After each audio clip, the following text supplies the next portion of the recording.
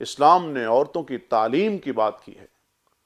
جب غزوہ بدر ہوتا ہے تو حضور صلی اللہ علیہ وسلم نے جب ان کے قیدیوں کے بارے میں آپس میں جب مشاورت چل رہی تھی تو یہی کہا گیا، ٹھیک ہے ہم ان قیدیوں کو آزاد کرتے ہیں، یہ ہمارے بچوں کو تعلیم دیں۔ تو بچوں کی جو تعلیم ہے اس میں بچوں کی تعلیم ہے، بچیوں کی تعلیم ہے۔ اور ام المومنین سیدہ عائشہ صدیقہ رضی اللہ تعالی عنہا سے بہت سارے صحابہ دین پڑھتے تھے، اسلام پڑھتے تھے، اور تاریخ اسلام میں بڑی بڑی عورتیں ہیں جنہوں نے اسلام کی خدمت کی ہے۔ اگر مرد کو نبی بنایا گیا تو انبیاء کرام کی جو مائیں تھیں وہ بھی تو عورت تھیں، ان کو بھی تو اللہ نے بڑا منصب دیا، بڑا مقام دیا، بڑا شان دیا۔ سیدہ مریم سلام اللہ علیہا کو جو اللہ نے عظمت بخشی ہے، اور حضور صلی اللہ علیہ وسلم کی ازواج مطہرات، بنات مطہرات، یہ میرے اور آپ کے لیے سبق ہیں، یہ میرے اور آپ کے لیے درس ہیں کہ عورت یہ نہ کہے کہ مجھے اسلام نے حق نہیں دیا، عورت یہ نہ کہے کہ میرے اوپر جبر ہو گیا، میرے اوپر ظلم ہو گیا۔ عورت پہ کہیں جبر نہیں، عورت پہ کہیں ظلم نہیں۔ اگر کوئی عورت یہ کہے کہ میرا جسم میری مرضی، تو یقیناً اسلام اس کی حوصلہ شکنی ضرور کرتا ہے۔ یہ جسم میرا نہیں ہے، اس کا مالک میں نہیں ہوں، یہ جسم میرے رب کا ہے، اس لیے اس پر مرضی بھی میرے رب کی چلے گی۔ حق کوئی نہیں ایسا جو اسلام نے چھوڑا ہو۔ ماں کے روپ میں آئے، اس کو وراثت میں یہ حصہ عطا کیا جائے گا۔ بہن کی حیثیت سے آئے، اس کو یہ اس حیثیت سے اتنا حق دیا جائے گا۔ تو اسلام نے عورت کو حقوق دیے ہیں۔ حضور صلی اللہ علیہ وسلم کی تعلیمات میں عورت کے تمام جو حقوق وہ محفوظ ہیں۔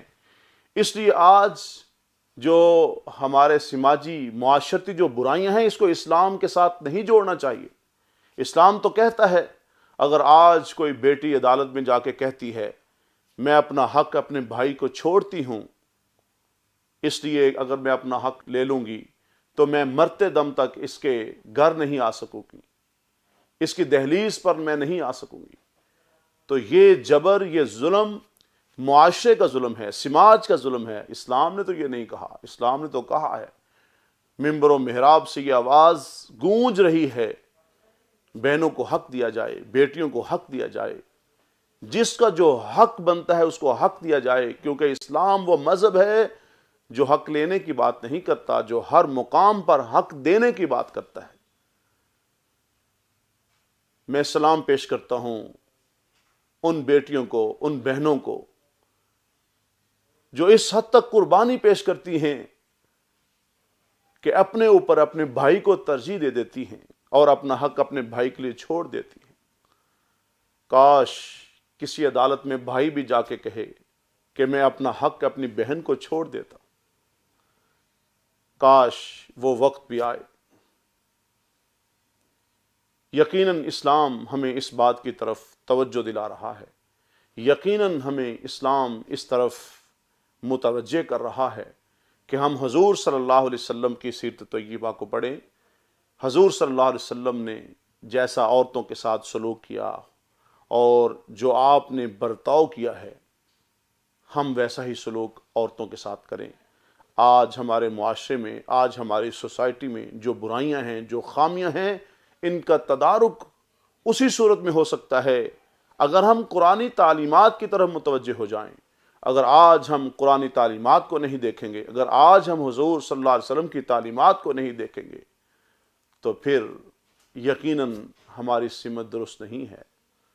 ہم اپنی سمت کو اگر درست کرنا چاہتے ہیں تو پھر ہمیں اسلام کے اولین صحابہ اکرام، صحابیات، اہل بیت رضوان اللہ علیہم اجمعین، ہمیں ان کی زندگیوں کو دیکھنا ہوگا، ہمیں ان کی زندگیوں کو پڑھنا ہوگا۔ ہمیں پتہ چل جائے گا کہ کس طرح عورت کو اسلام نے حق دیا ہے۔ اس لیے آج یہ جو آواز اٹھائی جا رہی ہے، یقیناً یہ ایک الزام ہے، یہ ایک دھبہ ہے۔